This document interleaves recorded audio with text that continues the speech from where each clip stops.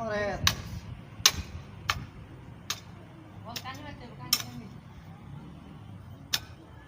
Chinese কোদাল না plate কোদাল।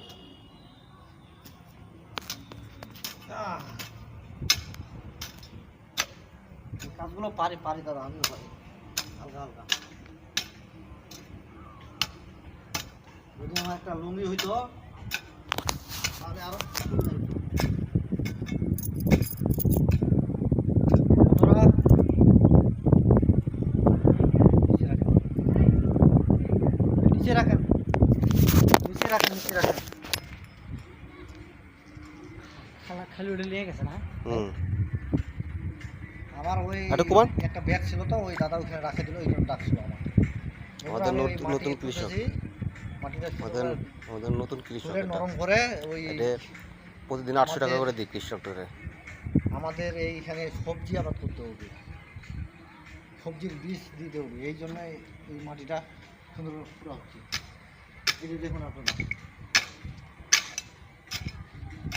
আমাদের নতুন কৃষক রোজ 800 টাকা দিয়ে হাজিরা দিই।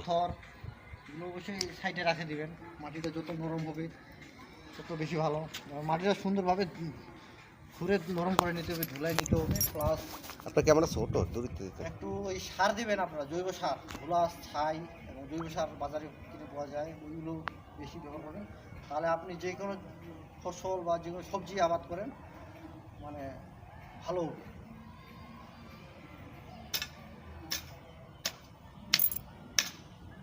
আর একটা কথা বন্ধুরা, অনেকে কিন্তু এই কোদাল চালাইতে পারে না, এটা সুন্দরভাবে ভালো করে সাবধানে চালাতে হবে, নাহলে কিন্তু আপনাদের পা কাটা যাবে।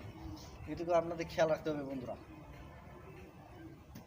এই যে দেখুন, এইটা তো খেয়াল রাখতে হবে, এই ছোট পোকা এগুলো কিন্তু কামায় না, আমি পায়ে পাইলাম। সাবধানে সইতে কাজ করবেন, ভালো থাকবেন।